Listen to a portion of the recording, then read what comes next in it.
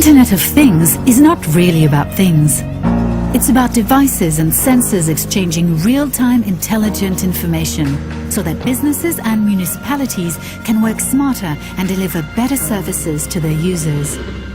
Reliable and secure communication of collected data is key. Now the next generation network allows for inexpensive battery-driven sensors in hard-to-reach places, creating opportunities for new business models and better resource management. The Internet of Things is no longer a vision for the future. It's here, and private as well as public sectors already benefit from it. Now it's up to you to develop new ideas where these connected devices and sensors can create smart solutions for people, for companies, for the public sector, and for society at large. Join us and take advantage of the next generation of connectivity. The opportunity to make a difference in people's lives has never been greater. Together, we can develop solutions that enable cities and businesses to offer new and valuable services, in turn creating a safer and more sustainable society to live in. So, where will you start?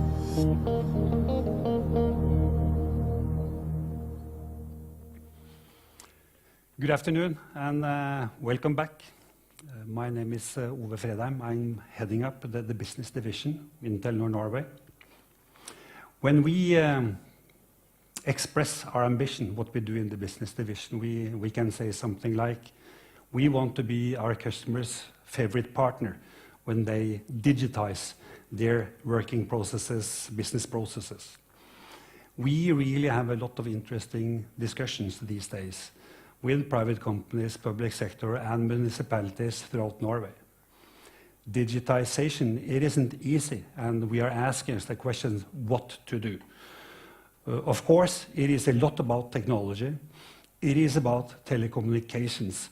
But we more and more often experience that the real question we should ask ourselves is, how can we adapt to this through changing how we work?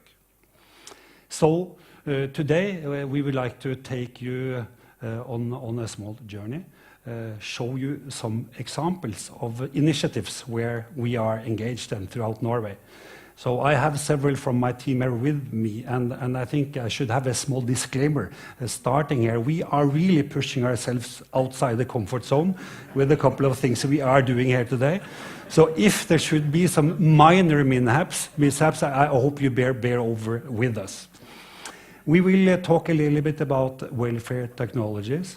We will talk a little bit about smart cities, smart buildings, how we apply big data, Internet of Things, artificial intelligence in some examples of things we are doing already today.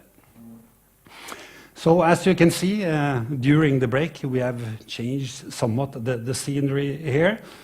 We will soon visit Lise Pedersen. Lise Pedersen, she is an elderly woman. She lives alone at home under the care of the local municipality home nursing services. And of course, we have Telenor Welfare Technology in her flat. So please, let's see. As the demand for healthcare rises exponentially with age, providing health services in new ways will be imperative to sustain the level of care we currently enjoy. Let's take a look at how mobile connectivity could provide future solutions in elderly care.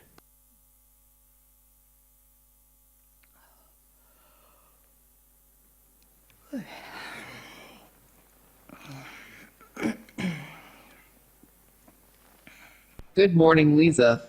Oh, good morning, Trygve. Oh, I'm freezing. What's the weather like today? Please wait, Lisa. I will check. Thank you. The weather is partly cloudy with mild southwesterly winds. Snow is expected later this afternoon. Snow. Great. Who is coming from home care today, Trygve? The calendar says that Carrie is coming at 9 a.m. Carrie. That's good.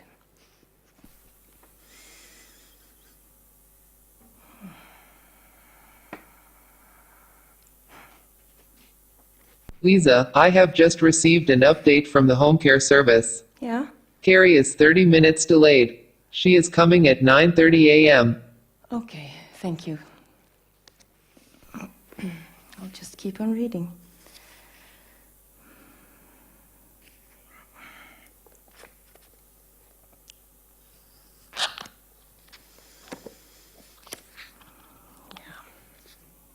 Lisa, please remember to take your medicine. Already? Thank you for reminding me.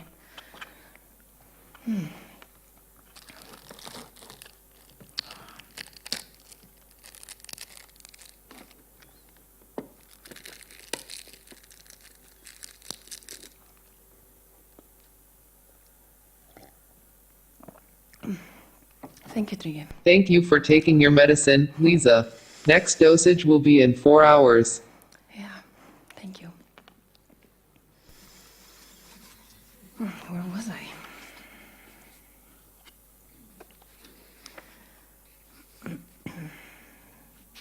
Lisa, please remember to measure your blood pressure. Already? Well.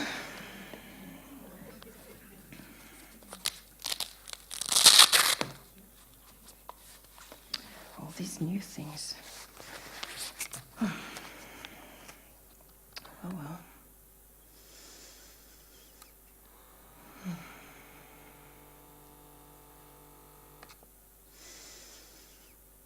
Thank you, Lisa. Your blood pressure is 115/70. It is on the low side. I will send the measurement to the home care service. Thank you. I'm feeling a bit dizzy. I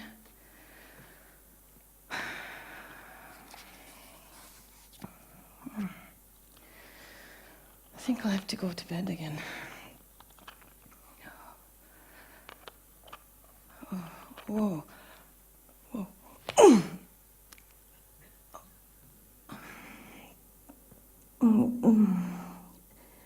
Trygve? Trygve, I think I need help. Are you all right, Lisa? Well, yeah, I don't know.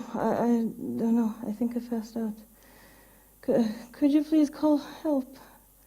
I will call the response center. Please stay calm.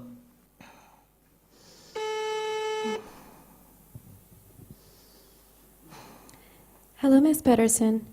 Trygve informs me that you have fallen. Can you tell me more about your situation? Yeah, I was just feeling a bit dizzy, and I think I passed out. And I'm trying. I can't get up. I think something happened to my hip. Yeah. All right. I will send help right away. Yeah, thank you. Please stay calm. Dr. Naeem Zahib will be there shortly, and Trygve will inform your next of kin. Thank you. Call ended.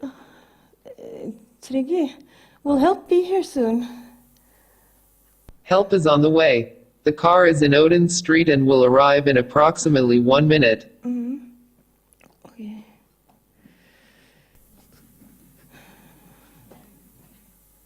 Home care services have arrived. Hi, Lisa. My name is Naeem. Let's see how we can help you today.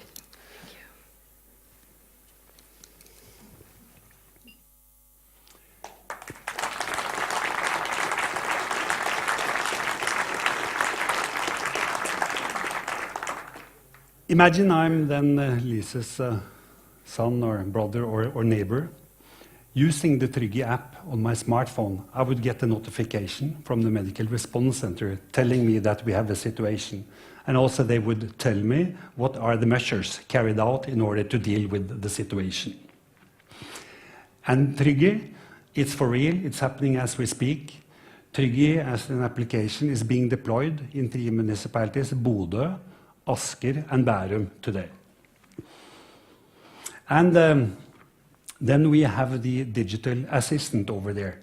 This is still in trial mode, we have to admit, but we think there will be lots of opportunities using the connected technology we are having now in the flats of the elderly and deploying Trygve also as a digital assistant.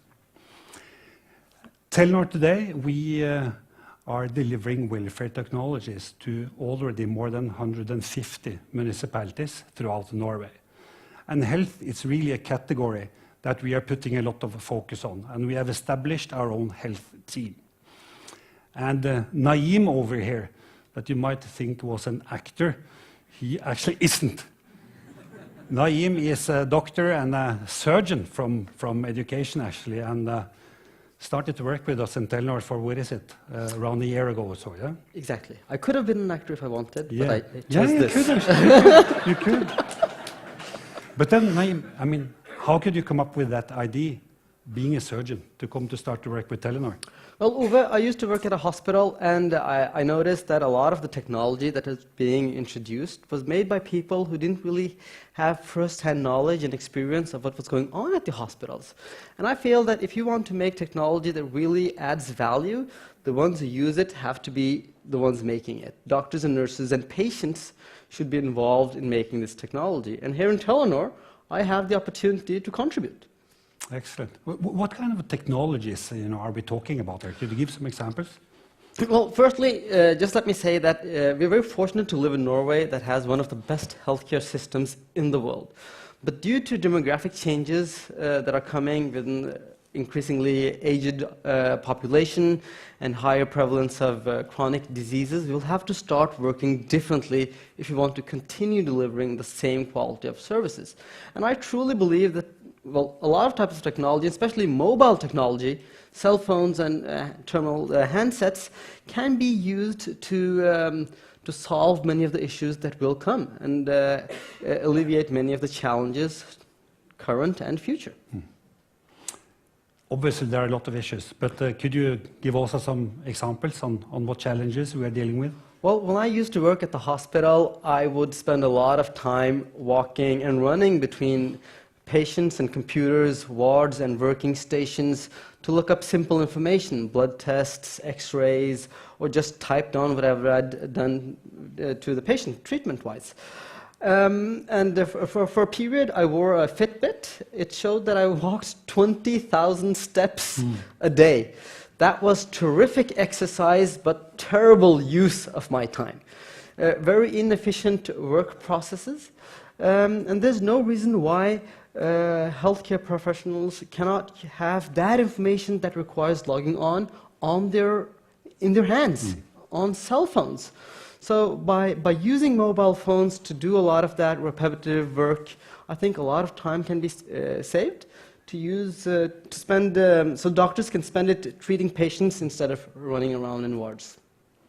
20,000 steps a day. A shift is like 10 hours or something? Could be even longer. I think many of us can imagine what kind of a tour of walk that would be. I was in actually, good shape. You were in good. You still are in good shape. Well, thank you. Excellent.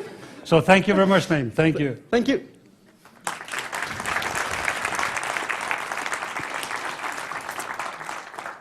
So moving on then, talking about smart everything these days. So we have smart cities, and we definitely also have the challenge of smart buildings. So let's hear about this theme here. The world's energy consumption is rapidly increasing, and buildings are responsible for 40% of the consumption. In making buildings smart, we can utilize our resources in a much more efficient way. Let's show you how this can be done. Hello, Roy. Hi. Good to see you. Thank you. Thank you. So Roy Johansen here, he's heading up our Smart Buildings initiative with Telenor. Eh? Yep. So how is, is it really possible to make a building smart? It is really easy to make an existing building smart. It is. Huh? It's so easy that even a robot can help Even a us. robot? Yes. Yeah, really? Yep. Yeah, you show us. Huh? Yep. So let's find Pepper. Pepper? Where is he? There you are. Okay. Okay. Hi, Pepper. Finally, it's my turn. Why was that other robot on stage before me? Sorry for that one. We have a lot of these robots in the future, but you know, you and I, we will always be the perfect team. Good to hear, Roy. I can see you are 99% happy today. Anything I can help you with? Yes, I just spoke to Ove and told that a robot can help us doing a smart building. So maybe you can tell this audience how to make a building smart. Yes, we can. All you need is a building, some sensors, an app, and me, of course. Very, very easy to understand. Telenor and DNB are running an innovation project together. This is happening at the headquarters of DNB in Bjørvika, downtown Oslo. So we have created a film. So let's see how easy it is to install these sensors. Okay, Smart Building the movie. Bring in some popcorn.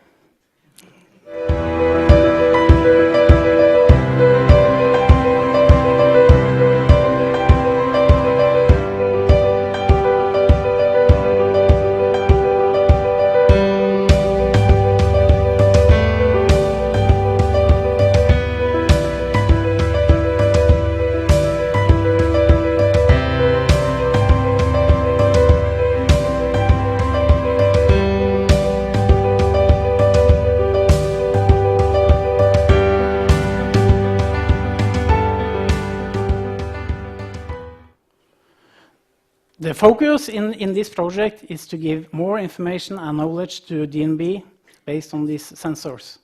So they will have more information about the way they use their building, the way they run the operation and maintenance of this, and also, of course, give the information to their employee so they can make their day life or workday much more easier.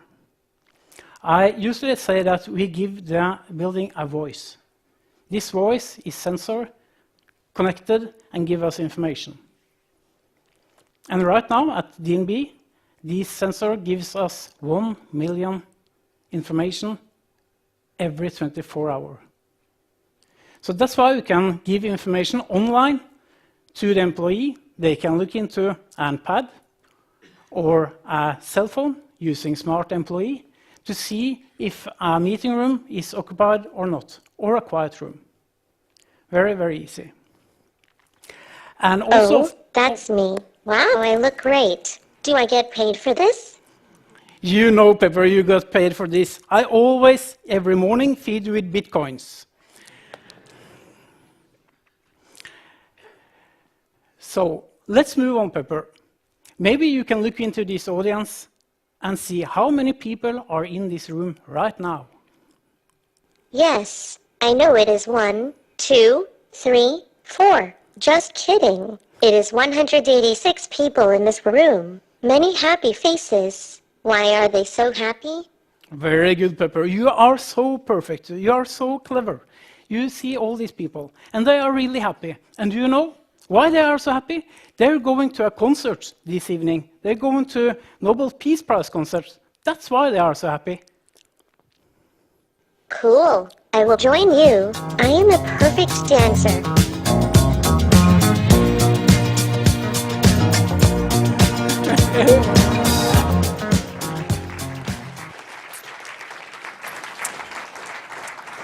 Thank you, Pepper, and thank you, Roy.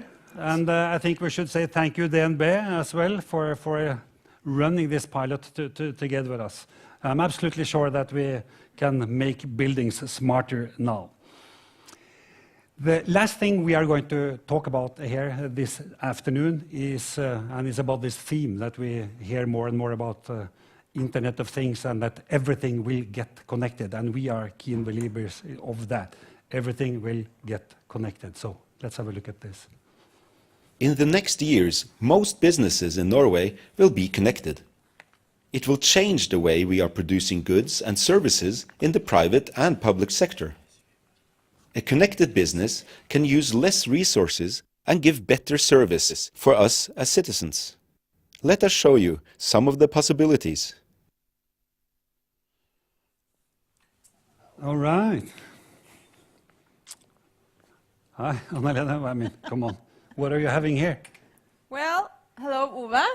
I brought actually a piece from the mobile network. This is what is connected to our base stations. This is a mobile sender to show you what else can be connected. Oops, that sounds scary. Have you cleared this with technology? And you know, Magnus, he's sitting here, you know, getting scared. You're taking equipment out of the network, right? Well, I hope Magnus wouldn't be here, but I hope it's okay. Excellent. I mean, we have seen a lot already, and then Anna-Lene, what will you tell us about that? Well, we've seen a lot, and I hope you had a good time. Now we will show you a bit more. We will show you how things can be connected underwater, up in the air, and actually also under the ground. So, Wow. yeah. That sounds exciting. Stage is yours. Perfect. So, I think we will start actually by showing you what can happen underwater. Let's look at this. IoT I ferd med å revolusjonere også våre mest tradisjonsrike og verdifulle næringer. Jeg har blitt invitert til Rørvik I Nord-Trøndelag. Her samarbeider Midtnorsk Havbruk med Moveo og Telenor om å implementere denne teknologien I oppdrettsnæringen.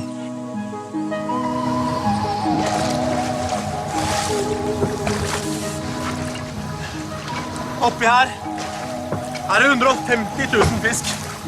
Og hvis du trodde oppdrettsnæring var kjedelige greier, så det stedet her fullpakka med sensorikk og topp moderne teknologi.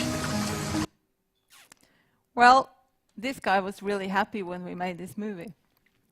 What we saw here is a sea farm that's actually connected to the internet over our 4G mobile network. Moevo, that is a partner of Telenor, is using new technology to optimize the feeding of the fish. And they are taking sensors and cameras. They are installing that underwater into the sea farm, and the information from the cameras are being sent to the control center. And in the control center, they can see how much food there is in the water. And the people that works there, they use this information to determine whether to feed the fish more or not. This, of course, optimizes the cost of production and utilizes the resources the best. But it also increases the welfare of the fish. So I think that's a great example of how connected fish could be an important part of the future. So now we looked under the water. We can also see a bit more what happens in the air. We have another partner called eSmart System. They use connected drones to monitor and inspect the power network. And they use our 4G network to transport that information. Let's have a look how that works.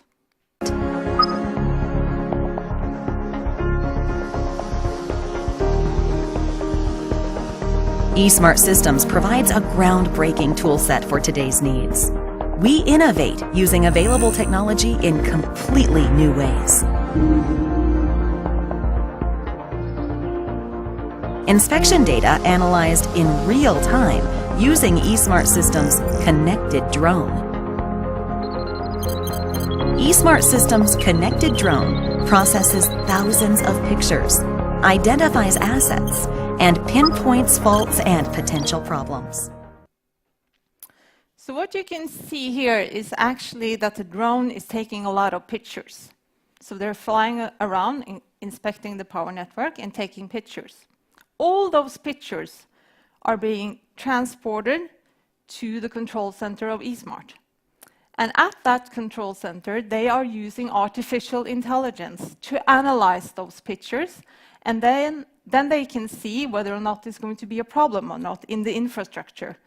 The place that's marked with red here, that's a potential problem. And they use this information to tell the companies from the power networks where they should actually go and correct an error before it becomes a problem in the future. This is, of course, a much more cost-efficient way to monitor the power network, and it also reduces potential power downtime, which is not very good for any of us to happen. So a connected drone is probably something we will see not only used in the power network, but related to all kinds of installation that needs preventive maintenance. So this is really going to be exciting how this business will develop further. We've seen drones in the air, we've seen fish under the water. We can also look a bit at what can actually happen in the ground. We have another partner called Q-Free. Q-Free delivers parking management service. And they are one of our first partners testing out new technology called Narrowband IoT. And with that new technology, everything is now really going to be connected. And the reason for that is that you will have very, very small sensors. They will be cheap, so they can be installed everywhere. They will use very little battery. They can last up to 10 years. And they will have a great coverage, so they can even work under the ground. Q-Free is using these sensors to connect the parking spot outdoor. And they can give us this information so that when we are to park, we can know which spot is available or not. And since actually 30% of the driving in the cities is us driving around finding a free parking spot, this is going to help us to become a much smarter city. Well, a smart city tells us where to park. But an even smarter city helps us leave the car at home and actually choose public transportation. So why do I choose to take the car to work instead of going on the bus? Well, it's because I'm like a lot of other people, probably a lot of you guys too. I don't like to walk too far before I go before I get to a bus stop. By using mobility analytics from Telenor's network, where we gather all the information about how we are traveling and we are anonymizing it, we can actually tell the travel patterns of the citizens. And we can use that information to say exactly which street should we have a self-driving bus, making sure that me and a lot of my neighbors are choosing public transportation over taking our own car. These were some examples on how actually a connected business or a service can change our lives. So I hope you got some inspiration. Since Magnus looks a bit, angry up there, I will take this piece of the mobile network and bring it back. Thank you.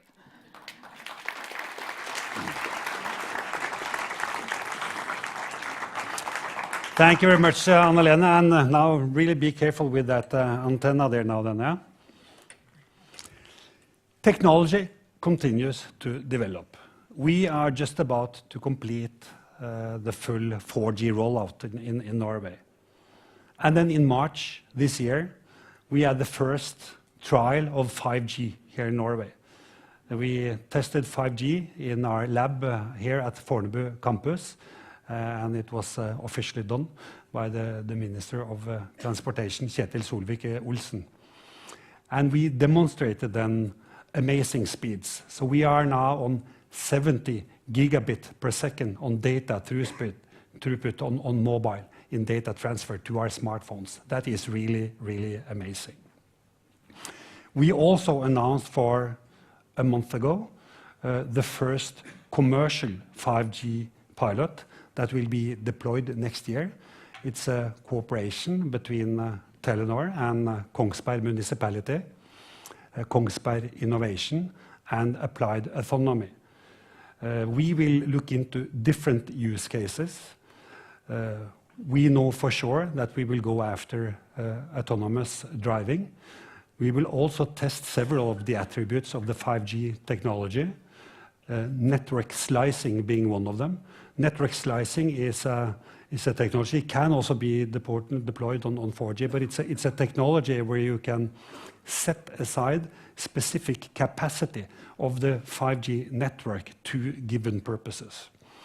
And this is in special of interest to, in example, the emergency services, when we are now finally starting to discuss that the emergency services in Norway can also utilize the commercial mobile networks. It will be very interesting to see what we can learn from the 5G pilot in Kongsberg. It's open to others to join in as well, and I'm sure as we move forward that we will deploy 5G trials together with also other interested parties. We are all exposed to what we call digitization in the world around us. It influences ourselves as private individuals, and it influences our daily works and daily jobs. Yes, it is about bringing advanced technology into play. And it is understandable that we now and then feel that the speed of change is getting ourselves lost a little bit. Our recommendation then is to dig into and understand your own business process and your own business model. That should be the starting point of the discussion, how that can further develop. And our learning is that technology is not necessarily what is holding us back. I hope you have enjoyed our small journey here this afternoon. Thank you very much.